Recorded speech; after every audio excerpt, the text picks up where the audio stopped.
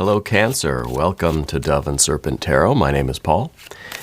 If Cancer is your sun, moon, or rising sign, this is your reading. Please hit the like button, leave a comment. Consider subscribing to the channel, especially if this reading resonates with you. It's totally free. It doesn't cost you anything. If there's anything you would like me to pray over or meditate upon or send positive energy toward, please let me know. Now, this is going to be a general reading, so try to be open and receptive to whatever may come through during our time together. I am merely the messenger, and I ask you to connect directly with each of these cards. Use your own intuition to take you beyond the details that I might provide. And remember, Cancer, that the most important part of any tarot reading is you. And we have a Prince of Wands, very active energy. This is someone who's very vibrant, right? Let's see what's going on with that. Let's put that into some context. We're going to use our Dove and Serpent spread. Oh, Lover's card, okay. Seven of Swords, Knight of Wands, the Fool, okay, and a Nine of Swords, okay. The Star card, I like it. I like the Queen of Pentacles, Princess of Swords, and the Chariot, your power card at the end. Very, very nice. Very, very nice. Having the Chariot card at the end is telling me that you're really going to be making the choice, making the decision, going off in the direction of your very best life. It is the activation of your spiritual essence. All right. And I think this is very, very important. And I think that this is you doing what is right for you. Okay. And I think that's going to be just absolutely wonderful. Let's select the mystery card, bonus card, confirmation card. This is one random card from the Smith-Waite Tarot. We are just going to set it down right here. We're going to put Kevin, aka Mr. Bates, right there on top. And we're not going to look at that card until the very end, but it will tie everything together and it will give us the confirmation that we need at the end of the reading. If at any point during the show you feel like you know what that card is, I want you to put your prediction down in the comments. All right? Let's do it together. Let's make it interactive. Let's make it a practice, right, in intuition. All right, let's take a look around the room here. We've got major, major, major, major, really nice major arcana. This is a good combo. We've got some fire. We don't have any water, we don't have any overt water energy. Of course, the Cancer Chariot energy, that's some water energy. But we don't have any cups cards, right, which I kind of think we need. I don't know why they're not here. We've got, obviously, some air. And the air, I think, is kind of what we're dealing with, okay? And we've got our earth energy here with the Queen of Pentacles there. Now, I feel like a lot of you out there have had like a near-death experience. I feel like you have a very strong connection to like the other side, if you want to call it that. I think that you've had an experience like that at some point in your life to a greater or lesser kind of degree or intensity. But I feel like you have had something like that, right? The Nine of Swords is very interesting to me. It's a card that has light and shadow. I'm starting to kind of learn more about the light side of this card, right? Nine of Swords. It's cruelty. It's despair.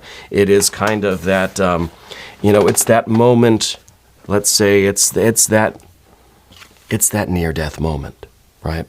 Or this is the kind of this is the understanding that we've been through the worst of it.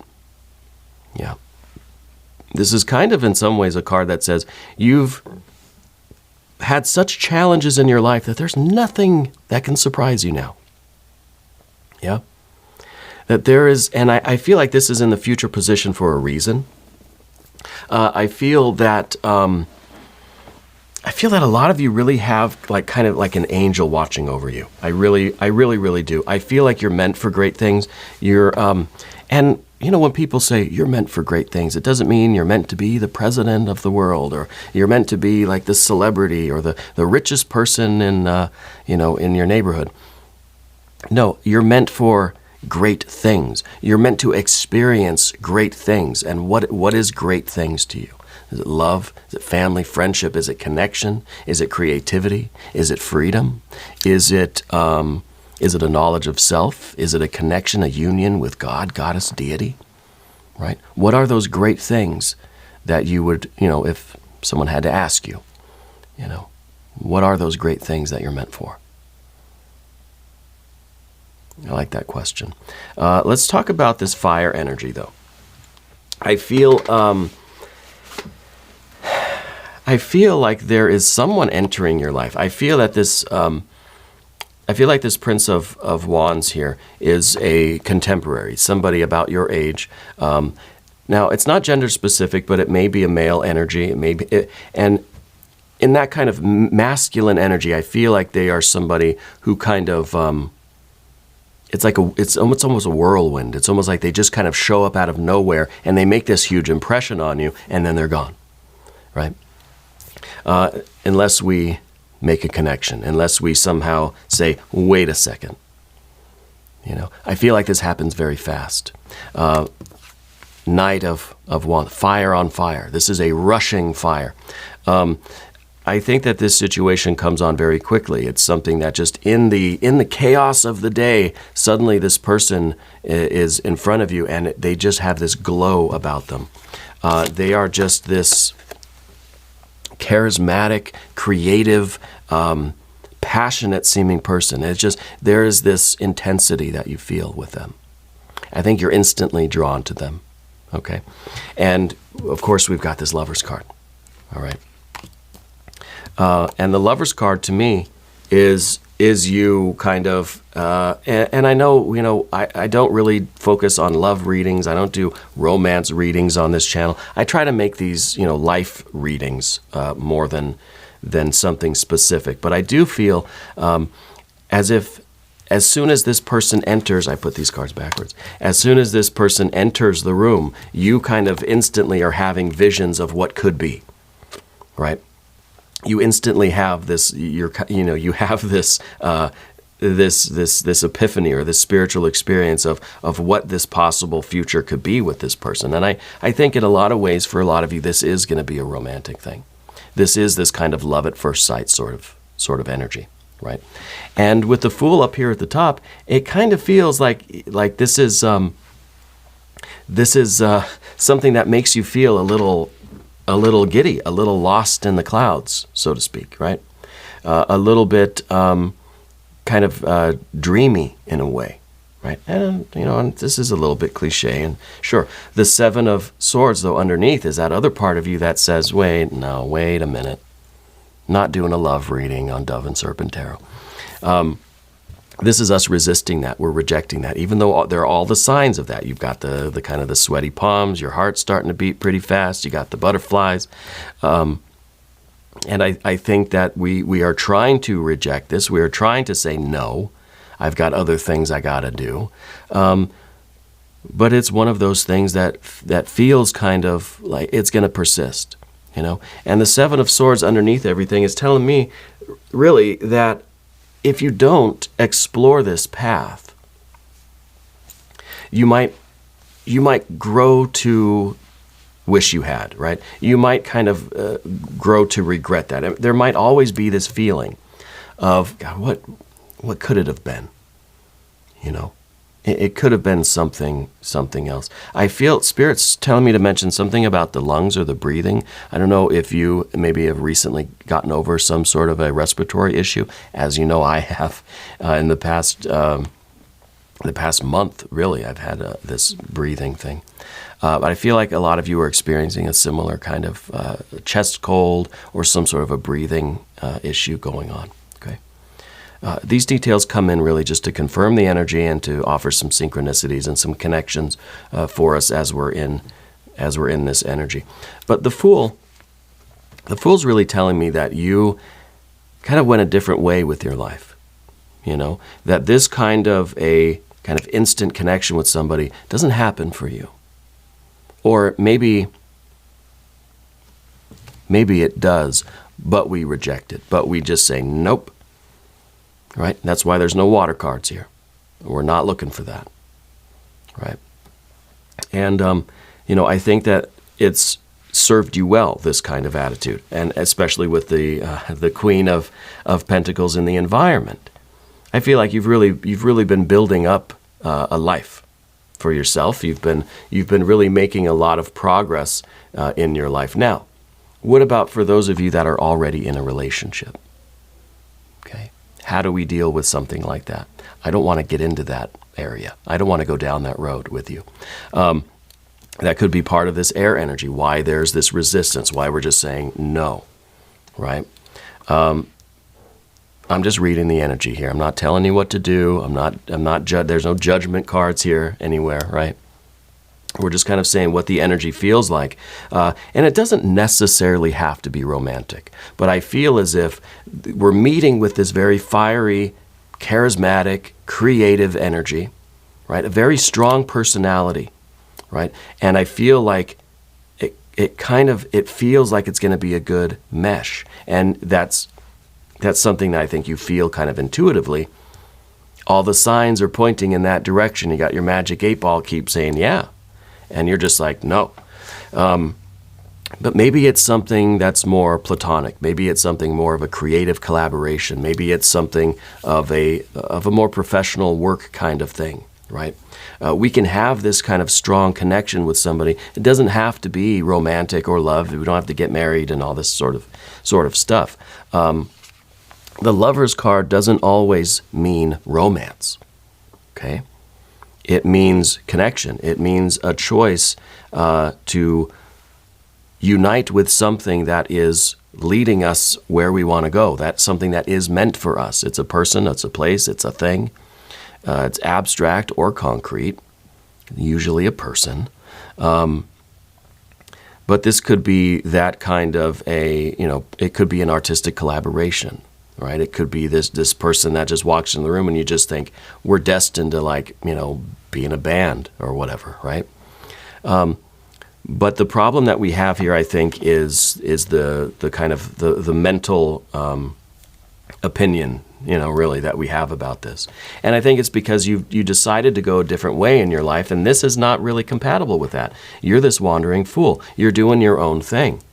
You're building your life your way. You've chosen to go at a kind of different direction, but this idea of this kind of partnership or collaboration kind of feels right, and it's hard to reconcile that feeling with this kind of this belief and this almost like this value that we're holding on to that is prompting us to kind of reject that feeling, reject that person, reject that connection and that energy, right?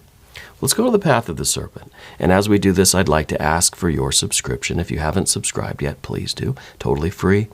Doesn't cost you anything. And leave a comment for me. Let me know where in the world you're watching from. Yeah. I'm also hearing an A name. It's Andy, Alex, Abraham, I don't know. Some sort of an A name connected with this. Okay. But path of the serpent, we have that star energy. And that star energy is that sense of destiny. It is the idea that we're on a path that we feel is our path, and I think we've been very committed to this path. And it might be a path really that you've been solo, right? And even with the Queen of Pentacles here, it feels like this is your empire, and you don't want to, we're not sharing it. We don't need a partner, even if it's a business thing. I don't want a business partner. This is my business, And so it doesn't. I'm pointing out it doesn't have to be romantic. There is the feeling that it can be, more about the business. Doesn't have to be the romantic thing all the time. Okay. Either this person or you, somebody has an aversion to shellfish too. Spirit's telling me to mention the shrimp and the crab, and there's an allergy or something like that. I wonder even if there's been some sort of an incident with, where I was talking about the breathing thing, if there maybe was some shellfish that you or this other person were exposed to, and it kind of had a little of that anaphylaxis going on. I wonder if that's already kind of an incident that had happened, or if that's how you met, or how you will meet, or something like that. But be careful. Those shellfish allergies are no fun. The star energy. Okay. We feel like we're following that star, and it's kind of like we have this perspective. We have this desire, this plan in life to be the perfect conduit for that divine energy, for the spiritual energy. My candle's bubbling here. It's cute. And in order to do that, we have to be open and receptive, right? We have to be able to channel what the divine is transmitting through us. Our heart and our mind have to be perfect conductors of that spiritual electricity, right? But if we're experiencing this feeling, but we're rejecting it with this air energy. See, we're using this air energy, I think, to kind of keep the water out of the way. We're keeping the water out of here by using this kind of the intellectual energy, by saying no, no, no, no. But that's not really us being the perfect conductor of electricity, right? Because we're supposed to be just kind of taking what the divine is giving us and letting that work through us. That's kind of been our mission in life, right? So it's almost like we're trying to reject this feeling, but it has a persistence to it, okay? Now, when we talk about the Queen of Pentacles, you have come a long way in your life. I think you have overcome a lot of challenges, a lot of adversity. I think you've had a near-death experience or something like it. And you're not willing to now partner up with anybody. You're not willing to give anybody half of that, right? So you have this sense of independence, of individuality. But that to me feels a little like half. It feels a little one-sided, right? And the Queen of Pentacles is looking at the past and thinking, always kind of looking at the road, how they got here. You know, not stuck in the past necessarily, but keep referring back to it.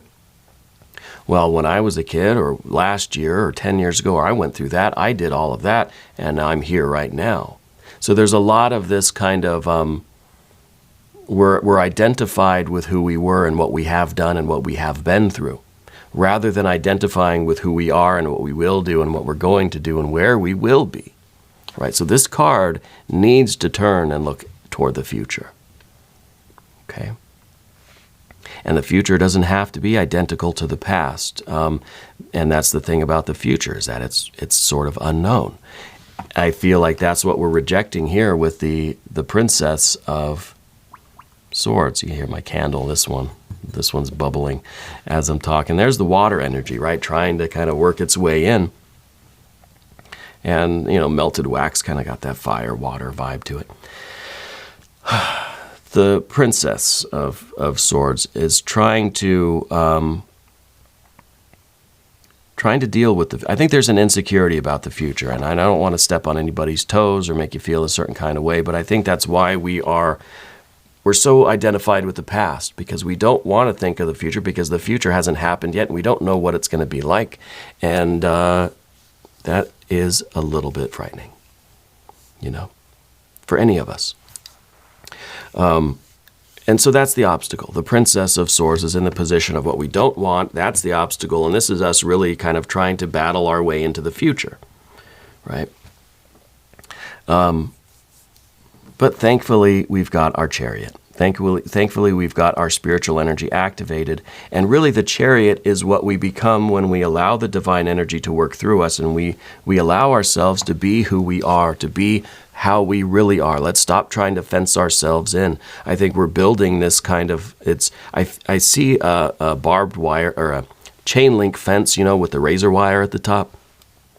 I feel like we're kind of building that around us and saying, this is where I belong, this is my empire, you know, this is where I'm safe and successful and happy, and, you know,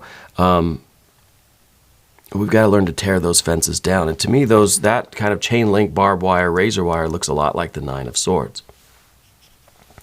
And so I think this is really us starting to wake up to the fact that, hey, let's be open to these other connections. Let's be open to having this kind of union that maybe we never wanted, never thought was for us, never worked out in the past, didn't help me get where I am now. And let's say, maybe it's meant for me. Maybe now in my life I can have that. Maybe now I do want that. You know, we've got to start listening to ourselves, listening to our own kind of divinity, and seeing if this is something that we need, something that we want, right? A direction that we want to go in our lives. I really hope this mystery card is some water energy. That's going to seal the deal for me.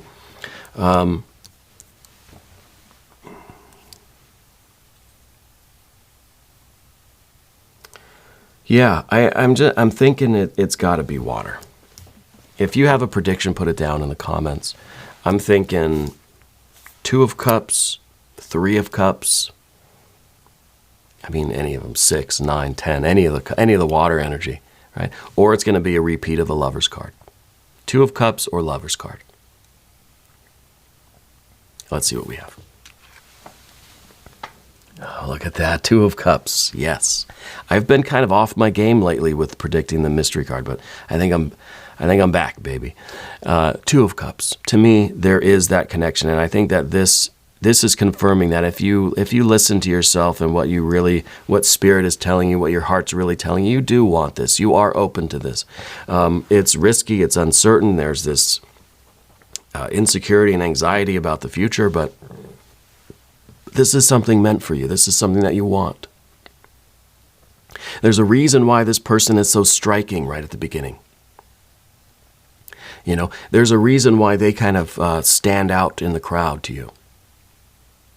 And there's a reason why you meet them in the way you do. There's something very kind of very strange or haphazard about the way you meet them. And it might be something with the shellfish and with the breathing thing that maybe you're the one that's got to get them with the EpiPen or something, right? There's something that's going to be remarkable about how you meet them. Okay? But you will feel this instant attraction and connection that you will then try to deny. All right? But what you do, it's your choice, right? And the Lover's card, the 2 of Cups, all about choice. You choose to unite with these things. They're not forced upon you.